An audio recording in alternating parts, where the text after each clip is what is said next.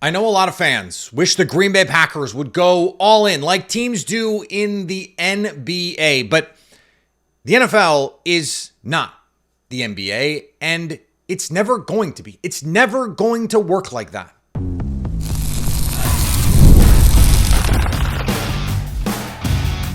You are Locked On Packers, your daily Green Bay Packers podcast. Part of the Locked On Podcast Network, your team every day.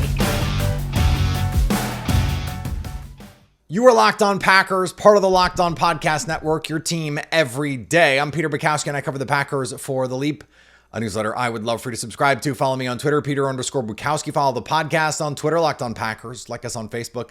Subscribe to the podcast to iTunes, Spotify, Google Podcasts, wherever you find podcasts, you will find Locked On Packers, the #1 Packers podcast on the internet.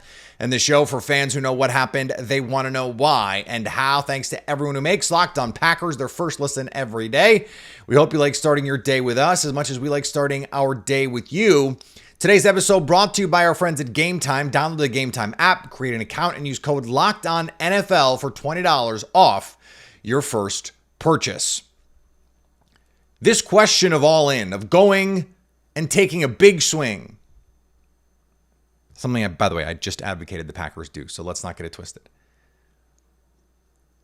Now that we're in the midst of some craziness around the NBA, I wanted to revisit this because the criticism from a lot of Packer fans, maybe you are one and maybe you aren't, has been that Green Bay has been unwilling to do that. And I have made the case, and we're not going to sit here and do it again, but I've made the case over and over that they did, late career Rodgers, go for it. They went all in. They maxed out the credit card, the salary cap, all that stuff. What they didn't do is make a move that was able to get them a championship.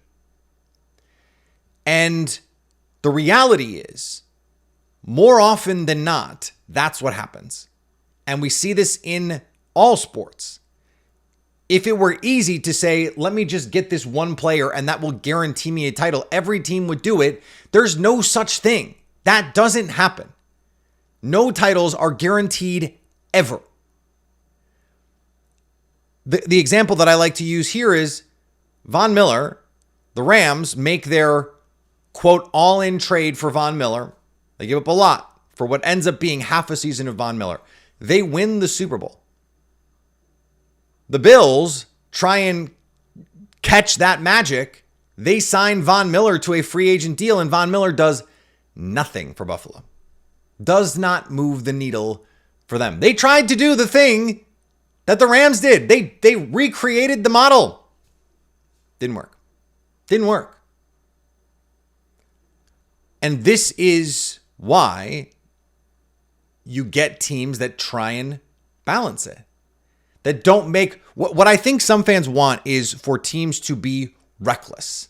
They want them to do what, let's say, the Milwaukee Bucks just did and stretch Damian Lillard so that they can sign Miles Turner to maybe be the fourth best team in the Eastern Conference in the NBA. Now they have Giannis Antetokounmpo, an all-time player. And so you do what you have to do in that situation. That's what most fans are going to say. And I don't blame any fan base who says, I wish my team operated like that, who did everything in their power every year to make this work. But the NFL is not the NBA. So let's stick with this Bucks example. I know I got a lot of Wisconsin sports fans who listen, and I know not everybody is, but let me try and relate this for you. The Bucks can't get over the hump in 2019. Eastern Conference Finals, Kawhi Leonard, they can't do it. They end up trading for Drew Holiday. And they win a title. The next year, they would have won the title in 2020 if COVID doesn't happen. And they have to play in the bubble. They win in 2021 anyway. And they would have won in 2022, but Chris Middleton got hurt. Not unlike when the Packers maxed out the credit cards, pushed money forward, did a bunch of stuff that they don't normally do to make the math work on the 2020 and the 2021 salary cap, the post-COVID salary caps, because we knew what was happening in those years where the revenues were not going to be the same. They maxed out the salary cap, brought in veterans, tried to make that work. And David Bakhtiari gets hurt. A key piece in your team gets hurt, and it doesn't work. You try and run it back. Well, now you have atrophy. Now you have age. The Bucks are seeing that. So you trade Drew Holiday for Damian Lillard. By the way, a trade, not to get too far into it, but that I thought was a defensible trade in the moment. It's a trade that I would have made. And the fact that Drew Holiday winds up in Boston and playing for the Celtics stinks. They win the title. But it's a trade you make.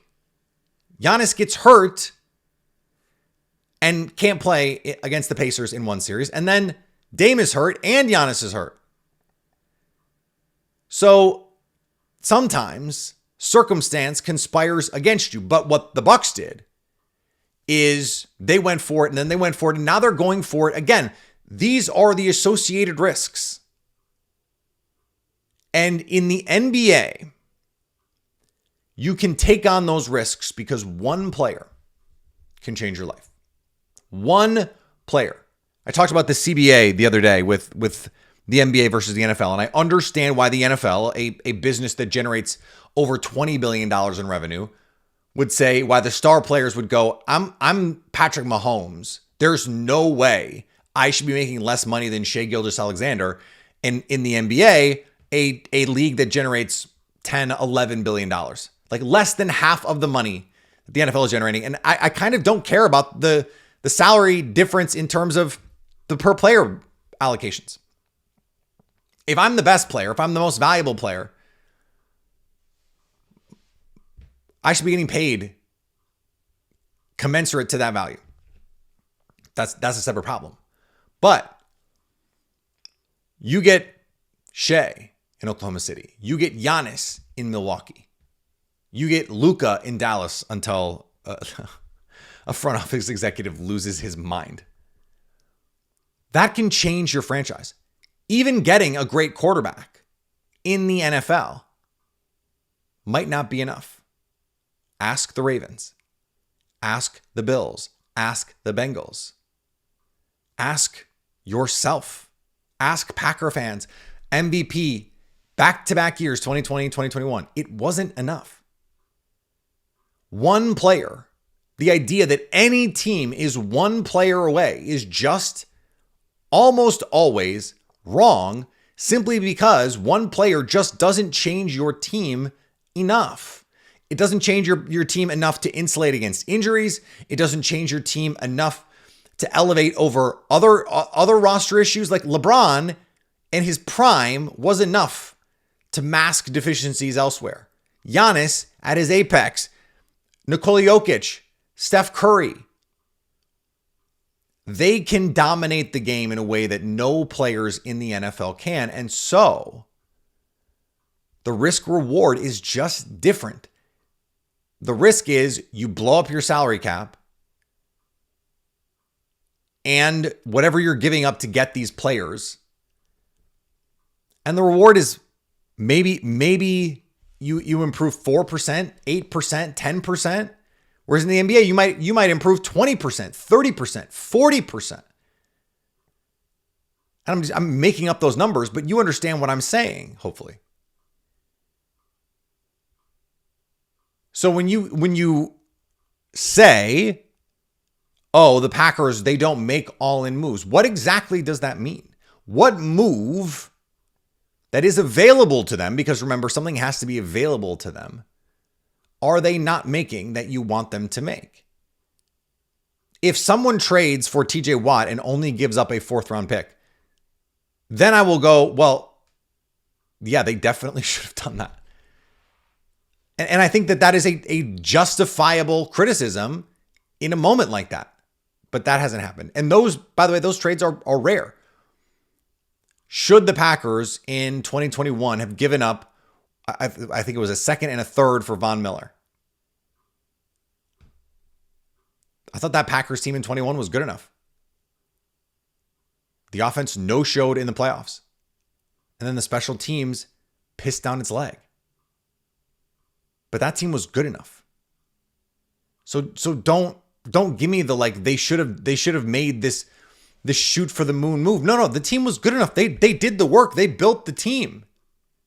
Sometimes you lose. Ask the Cleveland Cavaliers this last year. Ask, the Dodgers when they spent a historic amount of money on their payroll a couple years ago.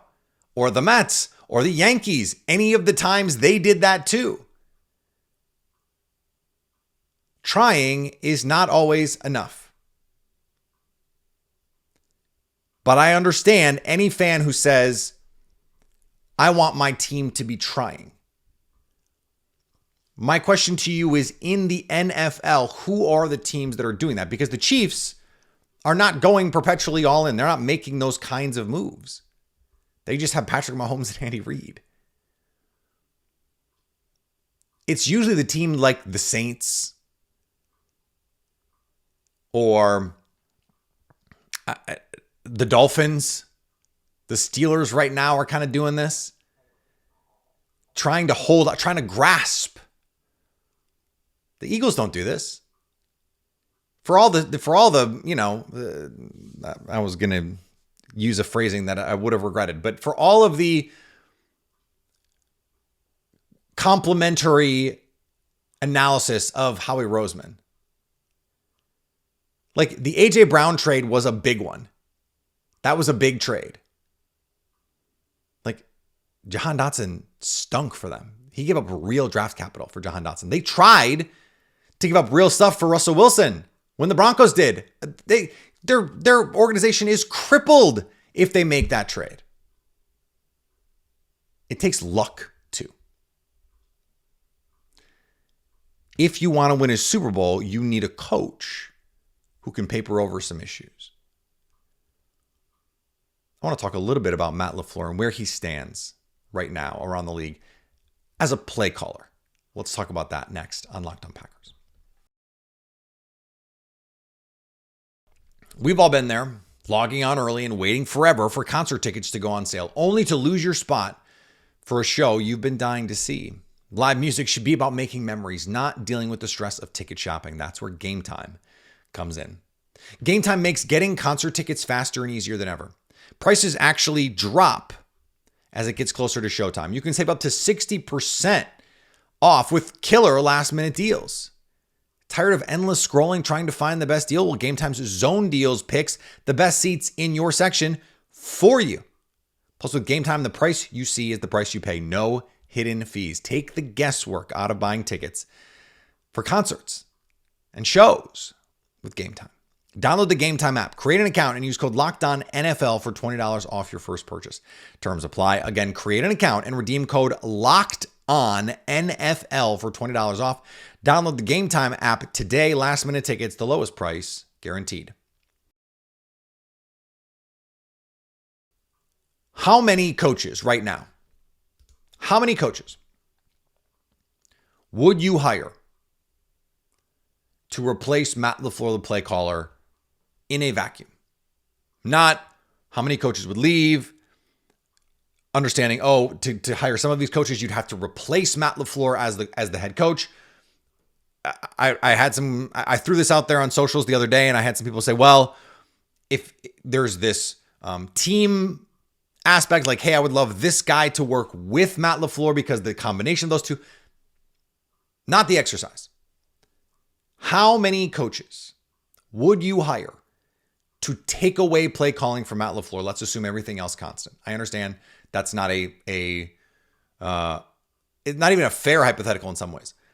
The reason I'm asking it is I want to know where you think Matt LaFleur stands in the NFL as a play caller. Who would be a clear upgrade over him? My answer is there are three coaches.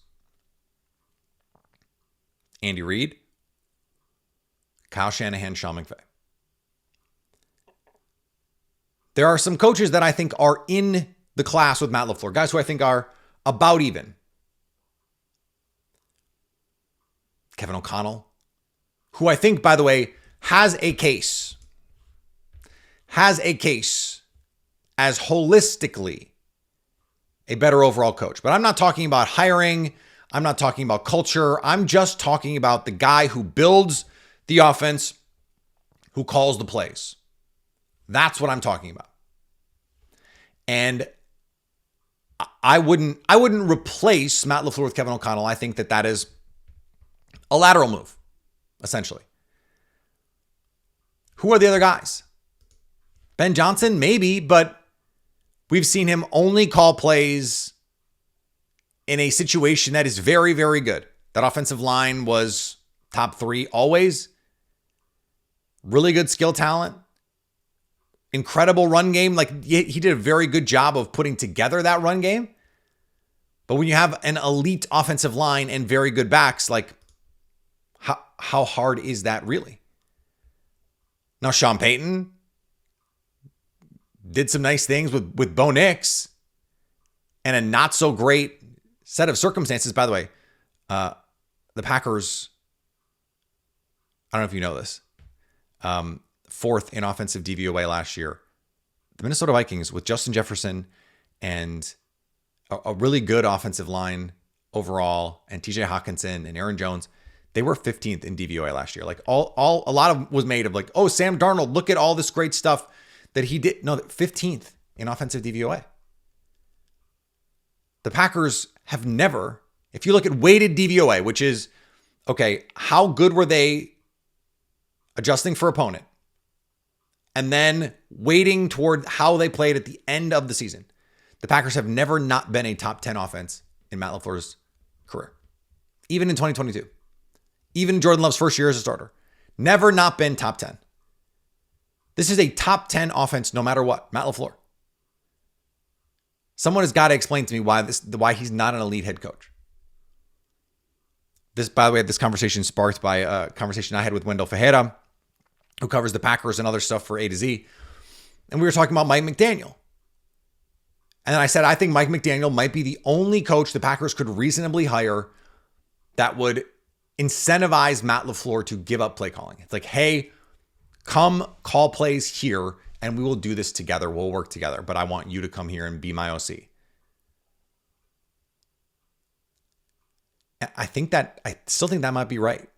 Like if Kyle Shanahan got fired tomorrow, I don't think Matt LaFleur would hire him.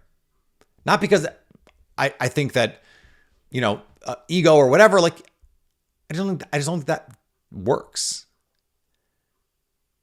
Personality wise, from a pedigree standpoint, Matt used to work for Kyle. I always think those dynamics are weird. I think you could do it with McVay, honestly, because those guys were. I guess Matt worked for Sean McVay 1 year. They're a little bit closer though in terms of age, in terms of when they were both working for Kyle Shanahan.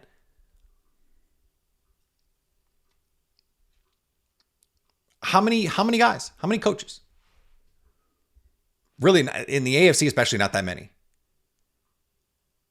And now this was related to the conversation. There was a podcast discussion over at The Athletic about supporting cast in the NFC. And the Packers came in, I believe, top 5 for both of those guys. And the Vikings came in ahead of the Packers. And I was like, okay, that's interesting. When the Packers had a much better offense last year than the Vikings, even though everyone agrees that Kevin O'Connell's a really good coach and that Justin Jefferson is at worst the second best receiver in the NFL.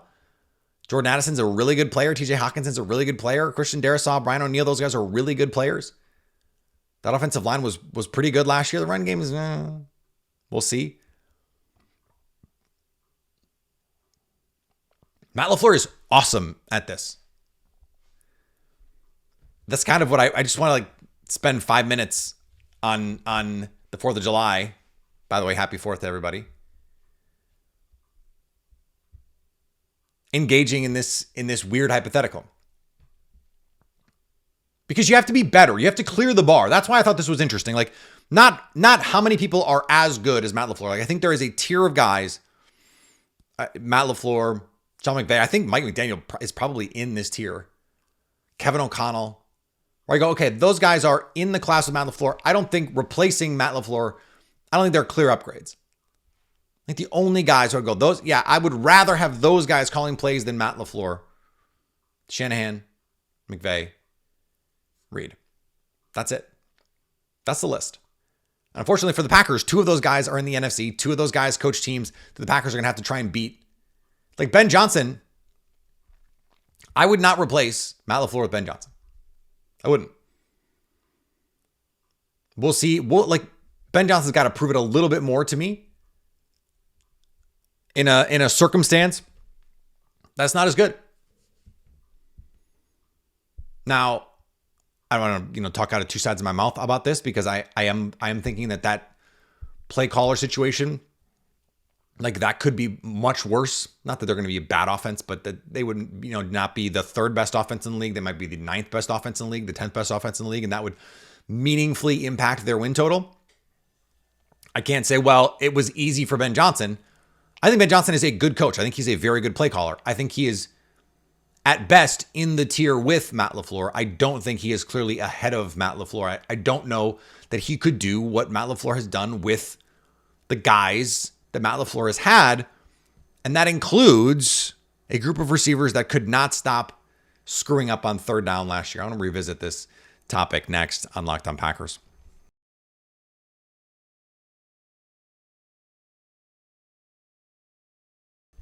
Warren Sharp tweeted out a stat about the percentage of 3rd down incompletions that were due to receiver error. I think we did a segment on this once already, and I wrote about this.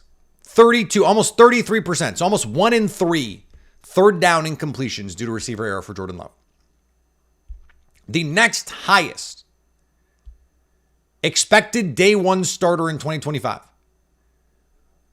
But this is last year's numbers. But I'm excluding Daniel Jones because Daniel Jones, he started 10 games last year, so much smaller sample size.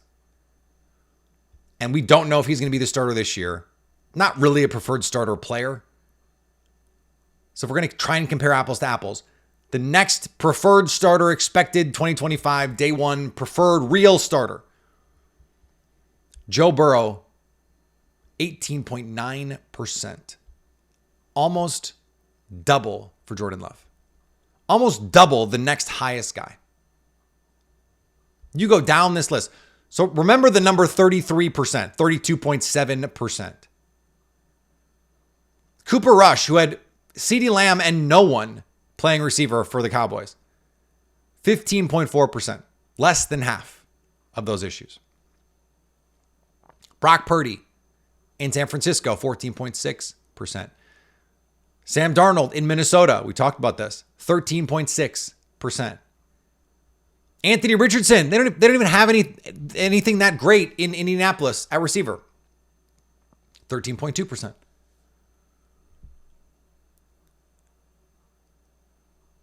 Jalen Hurts in Philadelphia, 8.3%, a quarter of the screw-ups. Drops, wrong routes, miscommunications. Jared Goff, 7.5%.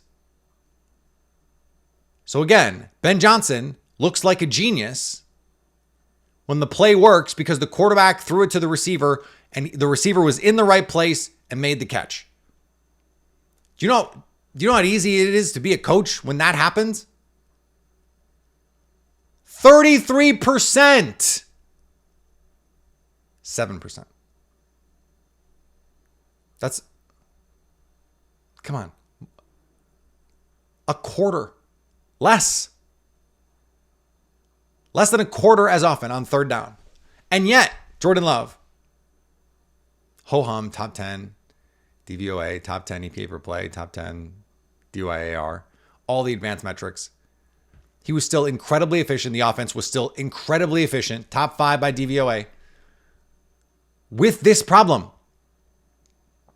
Like by efficiency, there wasn't a huge gap between the Packers and the Lions offenses last year, including this. If they're just league average on 3rd down, not screwing up, this offense is going to be fireworks. I mean, it reminds me of the scene in Liar Liar where Jim Carrey gets on the phone and he's told, one of his clients held up another ATM, this time at knife point, and he screams, "Stop breaking the law." Like that's his legal advice. He throws in an expletive that I can't say. It's a great scene. That's how I feel about this team. Just stop screwing up on third down. And all of those questions about, playing against the best teams, like this is what it comes down to when you play the best teams. When you play the best teams in the NFC or the big games on your schedule, could be against an AFC opponent. They got the Ravens this year, for example. The Bengals, the Steelers. You can't have 1/3 of your third down passing attempts get screwed up because of receivers. You just can't. And I guess it's 1/3 of the incompletion. So we could be talking about, this could be small sample size theater. But my guess is we're talking about 150 attempts, which means we got to be talking about 70, 80 incompletions. So 1/3 of them. Okay, that's a decent number in terms of, like, if you just say 2 a game, 1 a game, you could change a game. 2, you can go from a 7-point game to a 20-point game, like that. So just be league average. I mean, I think in some ways that's all Matthew Golden has to be. That's all Jaden Reed has to be. Dontavian Wicks has to be. Just be yourself with a league average screw-up rate. And in this case, like a league average screw-up rate would do more than cut in half the missed opportunities on third down. Like the median number in here is like high 13s, low 14s. Jordan Love is at 32.7%. Just don't do it that much. They don't stink that much. And by the way, this is not just a receiver problem. Like Joe Burrow has really good receivers. He happens to be high on this list. Kirk Cousins in Atlanta had really good receivers. Trevor Lawrence, pretty good receivers. Now Drake May, not so much. Caleb Williams, not so much. Just be like kind of fine.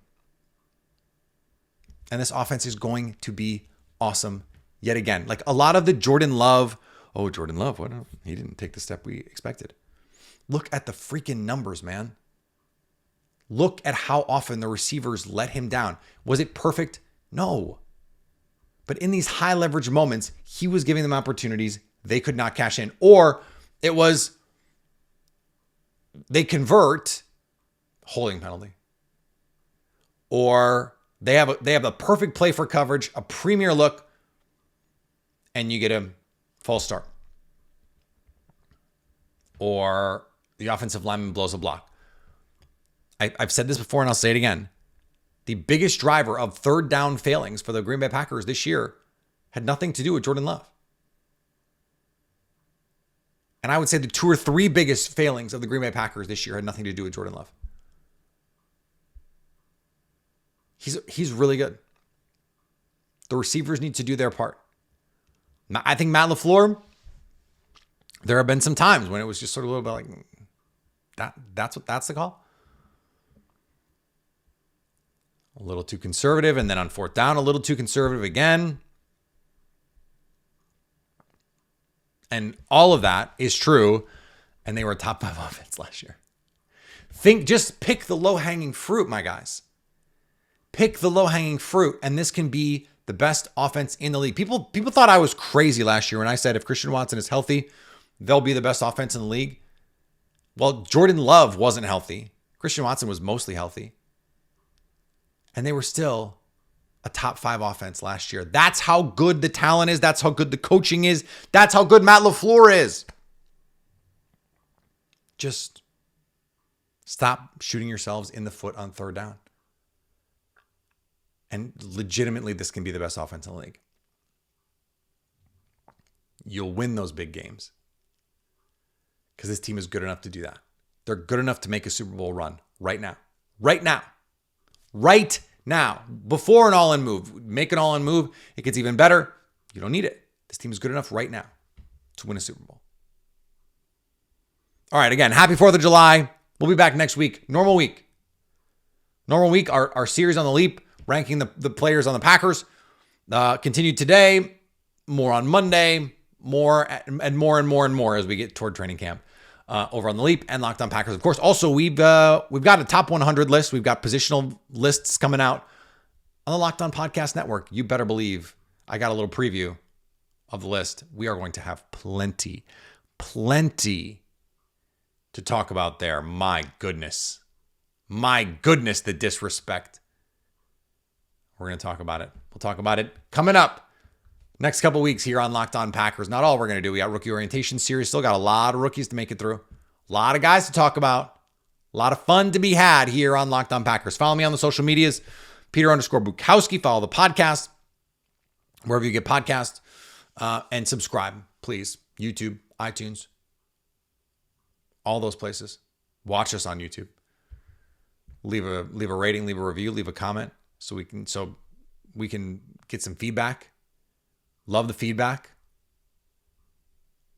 Subscribe, always subscribe so you can stay Locked On Packers.